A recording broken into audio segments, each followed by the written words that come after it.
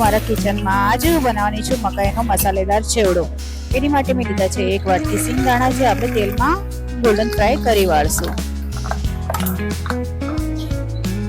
Golden fry થઈ જાય એટલે આપણે એને એક ટીશ્યુ વાપરીને જાળીમાં કાઢી લઈશું અને પછી લઈશું આપણે 2 મોટા વાટકા મકાઈ પૌવા।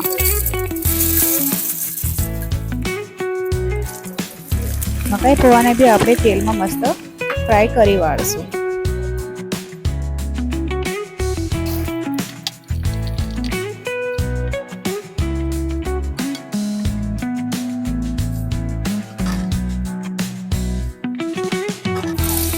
મકાઈ પૌવા હવે ફ્રાય થઈને તૈયાર છે। હવે આપણે લેશું એક મોટો વાટકો પૌવા। જે પૌવા આપણે છે એ આપણે નોર્મલ પૌવા લીધા છે, જાડા પૌવા આવે એ છે, એને બી આપણે તેલમાં ફ્રાય કરશું। પણ એક વાતનું ખાસ ધ્યાન રાખવું કે એને આપણે જાળીમાં ફ્રાય કરવાના છે। પૌવા બી આપણા ફ્રાય થઈ ગયા છે। હવે આપણે લઈશું એક વાટકો સૂકું નાળિયેર, છીણીને આપણે એને બી ગોલ્ડન ફ્રાય કરી વાળવાનું છે। આનો બી ટેસ્ટ ખૂબ જ સરસ લાગે છે ચેવડામાં, તો આ ચોક્કસથી નાખજો।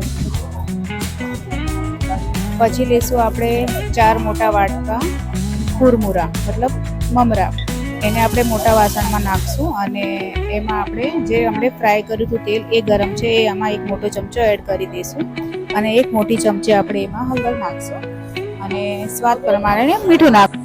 હળદર ને મીઠું એડ કર્યા પછી આપણે એને સારી રીતે શેકી લઈશું અને શેકતી વખતે મેં થોડીક એમાં સેવ બી એડ કરી હતી, તો સરસ બધું મતલબ હળદર બધા મમરાને મિક્સ થઈ જાય એવી રીતે શેકી વાળવાનું છે ને ત્યાર પછી મોટા વાસણમાં કાઢી વાળવાનું છે।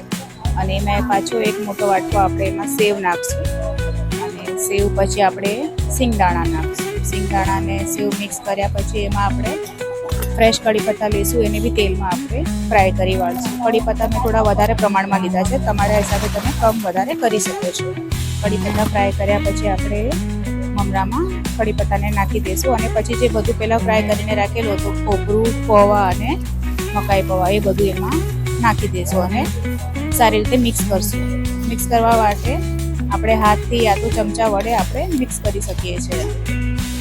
તો બધું એકરસ મિક્સ થઈ જાય પછી એમાં આપણે એક મોટો ચમચો લાલ મરચું પાવડર નાખશું। લાલ મરચું પછી આપણે એમાં મેગી મસાલો એડ કરશું અને મેગી મસાલો નાખીશું, એનાથી બાળકોને અને મોટાને બધાને ખૂબ જ ભાવે છે। ત્યાર પછી એક મોટી ચમચી આપણે કાળું મીઠું એડ કરશું અને બધું સરસ હાથથી મિક્સ કરશું। તો તૈયાર છે આપણો મકાઈનો ચેવડો, એ આપણે ગરમા ગરમ ચા જોડે સર્વ કરશું। તો કેવો લાગ્યો તમને આ વિડીયો એ મને ચોક્કસથી જણાવજો। ફરી પાછા મળશું એક નવા વિડીયો સાથે, ત્યાં સુધી આવજો, બાય બાય, ટેક કેર।